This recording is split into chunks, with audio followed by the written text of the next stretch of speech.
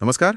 आज हम इतिहास के पन्नों से एक बहुत ही अनोखी और कह सकते हैं प्रभावशाली मुलाकात की कहानी समझने की कोशिश कर रहे हैं। हाँ, बिल्कुल। ये वाकया उन विवरणों और कहानियों पर आधारित हैं जिन्हें अक्सर नरेंद्रनाथ और रामकृष्ण पहली मुलाकात कहा जाता है।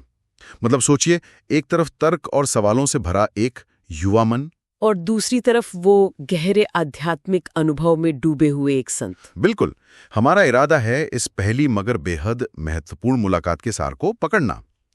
कैसे शक और यकीन, आप कह सकते हैं, आमने सामने आए और इसने क्या मोड़ लिया। हाँ, ये सिर्फ एक कहानी नहीं, बल्कि 19वीं सदी के बंगाल में जो चल रहा था ना, बौद्धिक और आध्यात्मिक मंथन, उसका एक आईना भी है। सही कहा। जहां पश्चिमी तर्क भारतीय अनुभव से एक तरह से टकरा रहा था। हाँ, और ये सब हुआ दक्षिणेश्वर के मंदिर परिसर में, गंगा किनारे।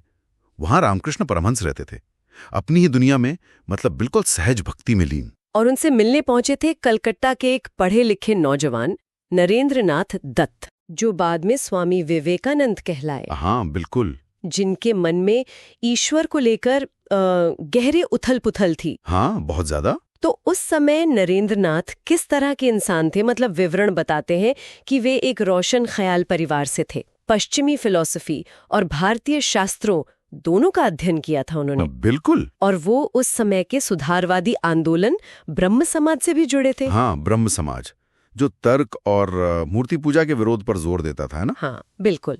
तर्क को बहुत महत्व देते थे वो लोग। लेकिन जैसा आपने कहा, नरेंद्र के मन की बेचैनी खत्म नहीं हो रही थी। उन्हें एक ही सवाल खाया जा रहा था, क्या ईश्वर सच में है?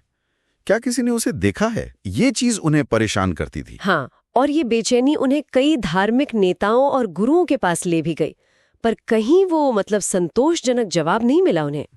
दिलचस्प बात यह है कि नरेंद्रनाथ को संगीत का भी बहुत शौक था, और आवाज तो कहते हैं गजब की थी। हाँ, सुना है, बहुत सुरीली आवाज थी। कहा जाता है कि उनके एक संगीत शिक्षक ने ही उन्हें रामकृष्ण से मिलने का सुझाव दिया।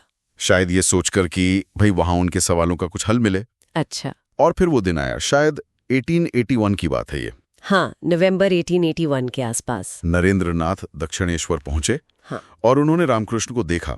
एकदम साधारण, दुबले पतले से चेहरे पर बच्चों जैसी, वो क्या कहते हैं, सरल मुस्कान। हाँ, बिल्कुल। लेकिन जैसे ही रामकृष्ण की नजर नरेंद्र पर पड़ी, वो एकदम से भावुक हो गए। हाँ, उन्होंने कहा, अरे तुम आ गए, मैं कब से तुम्हारा इंतजार कर रहा था।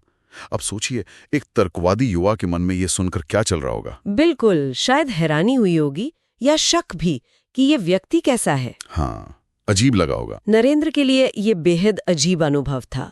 वो तो हर बात को तर्क की कसौटी पर कसने वाले थे। सही बात है। उन्हें लगा या तो ये व्यक्ति सचमुच पागल है या फिर कोई ढोंग कर रहा है। और रामकृष्ण ने ये भी कहा कि उनकी इष्ट देवी माँ काली ने उन्हें नरेंद्र के आने की सूचना दी थी, उन्हें अपने ध्यान में दिखाया था।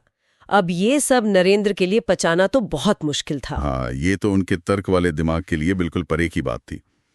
यहीं पर शायद इसी वजह से नरेंद्र ने बिना किसी लाग लपेट के वो सीधा सवाल दागा। हाँ, जो इस मुलाकात का सबसे अहम हिस्सा बन गया। महाशय, क्या आपने ईश्वर को देखा है? कितना खरा और बेबाक सवाल था ये। बिल्कुल सीधा। ये उस दौर के पढ़े लिखे युवाओं की छटपटाहट का प्रतीक था, है ना? हाँ हाँ। और रामकृष्ण का जवाब तो जैसे सीधे दिल पर लगा, उतना ही सीधा और आत्मविश्वास से भरा हुआ। क्या कहा उन्होंने? उन्होंने कहा, हाँ, देखा है। अच्छा। ठीक वैसे ही जैसे मैं तुम्हें देख रहा हूँ, बल्कि उससे भी ज्यादा स्पष्ट रूप से। ओह, ये सुनकर तो नरेंद्र का दिमाग हिल गया होगा। ये कहा कि ईश्वर को देखा जा सकता है, अगर कोई सच्चे दिल से उसके लिए रोए, उसे पुकारे, तो दर्शन होते हैं। अच्छा, विवरण ये भी बताते हैं कि रामकृष्ण का व्यवहार भी नरेंद्र को चौंकाता रहा। मतलब कभी वे गाने लगते, कभी रोते। हाँ, कभी अपनी माँ काली से बातें करते जैसे वो सामने ही हो, और कभी एकदम गहरे ध्यान में, समाधि में चले जाते थे। बिल्कुल। खासकर जब नरेंद्र ने भजन गाया, तब तो कहते हैं वे तुरंत समाधि में चले गए थे। हाँ, ये सब नरेंद्र के लिए बिल्कुल नया था। फिर भी रामकृष्ण की सादगी, उनके स्नेह और उनकी बातों की गहराई, उसने नरेंद्र को खींचा जरूर। निश्चित रूप से।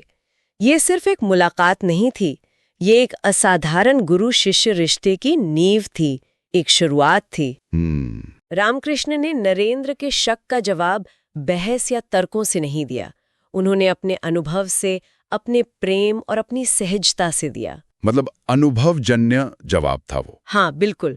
और बाद की मुलाकातों में जैसा कि सुना जाता है, रामकृष्ण के एक स्पर्श ने नरेंद्र को गहरा आध्यात्मिक अनुभव कराया। हाँ, वो घटना भी काफी चर्चित है, जिसने उनके शक को और कमजोर किया। रामकृष्ण ने नरेंद्र के अंदर की उस चिंगारी को पहचान लिया था। वो समझ गए थे कि ये लड़का दुनिया को रोशन करने वाला है। हाँ, कहते हैं उन्होंने कहा था, नरेंद्र तुम साधारण नहीं हो, तुम्हें माँ का काम करना है, दुनिया को जगाना है। बिल्कुल। तो इस पहली मुलाकात का निचोड़ क्या है? मतलब क्या सार निकलता है इससे? मेरे ख्याल से तो शायद ये कि सच्चा आध्यात्मिक अनुभव या गहरा विश्वास कभी कभी हमारी समझ और तर्क की हदों के पार होता है। हाँ, ये बात तो है। ये दिखाता है कि कैसे अनुभव की सच्चाई और निश्चल प्रेम गहरे से गहरे शक को भी बदल सकता है। उसमें वो ताकत होती है। सही कहा। ये सिर्फ दो लोगों का मिलना नहीं था, ये भारतीय आध्यात्मिकता के एक नए दौर की, एक नए अध्याय की शुरुआत थी, जिसकी गूंज फिर पूरी दुनिया में सुनाई दी। हाँ, बिल्कुल। रामकृष्ण की इसी सच्चाई और सहजता ने नरेंद्रनाथ जैसे तेजस्वी और तर्कशील युवा को अपना बना लिया, और फिर स्वामी विवेकानंद के रूप में उनकी आवाज पूरी दुनिया में गूंजी। और जाते जाते एक सवाल शायद हम अपने श्रोताओं के लिए छोड़ सकते हैं। जरूर। आज की दुनिया में जहां हर तरफ जानकारी है, डेटा है, तर्क को इतनी अहमियत दी जाती है, क्या वहां दिल से महसूस किए गए अनुभव या सहज विश्वास की कोई जगह है, कोई अहमियत है? बहुत अच्छा सवाल है। किसी चीज को जानने का असली मतलब क्या है? हाँ, क्या ये सिर्फ दिमागी तौर पर समझना है, इंटेलेक्चुअल अंडरस्टैंडिंग, या उसे अपने अंदर महसूस करना, वो अनुभवजन्य एहसास? बिल्कुल, ये सोचने वाली बात है।